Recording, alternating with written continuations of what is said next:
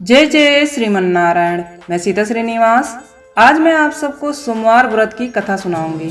सावन में सोमवार व्रत रखने से क्या फल मिलता है और इस व्रत की कथा क्या है, इस व्रत को कैसे किया जाता है और व्रत की पूजा विधि बताऊंगी, तो ध्यान से सुनिएगा।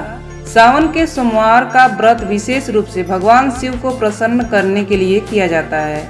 इस दिन कथा सुनना और शिव जी का पूजन करना अत्यंत शुभ माना जाता है। सोमवार की व्रत कथा।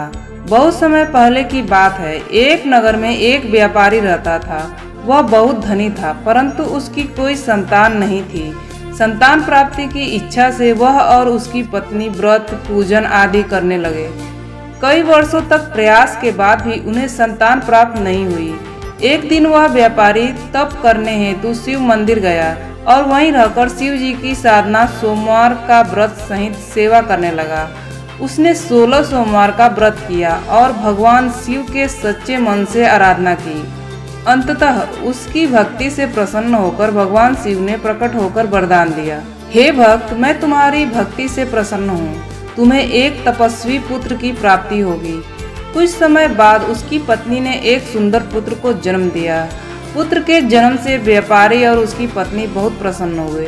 कुछ वर्षों बाद जब वह पुत्र बड़ा हुआ तो व्यापारी ने उसे व्यापार सिखाने हेतु एक स्थान भेजा। जाते समय माता पिता ने उसे भगवान शिव की आराधना और व्रत करना न भूलने को कहा। उसने मार्ग में पड़ने वाले एक नगर में रुककर भगवान शिव का सोमवार व्रत किया। उस नगर की राजकुमारी ने उसे देखा और दोनों में प्रेम हो गया। बाद में विवाह भी हुआ। यह सब भगवान शिव की कृपा से संभव हुआ। सावन के सोमवार के व्रत का महत्व। अब मैं आपको बताऊंगी सावन के सोमवार के व्रत का महत्व। भगवान शिव को सावन का महीना बहुत प्रिय है।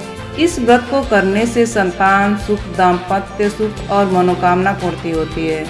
कुंवारी कन्याएं अच्छा वर पाने हेतु यह व्रत करती हैं। व्रती को भगवान शिव की कृपा से जीवन में शांति, सुख और सफलता प्राप्त होती है। अब मैं आपको बताऊंगी पूजा विधि। प्रातः स्नान करके व्रत का संकल्प लें। शिवलिंग पर जल, बेलपत्र, दूध, दही, शहद, गंगा जल चढ़ाएं। ओम नमः शिवाय मंत्र का जाप करें। कथा सुनें। दिन भर उपवास रखें और शाम को शिव जी की आरती करें। अब यह वीडियो यहीं पे समाप्त होता है। यह वीडियो आपको कैसा लगा कमेंट करके जरूर बताइएगा। Thanks for watching. आपका दिन शुभ हो।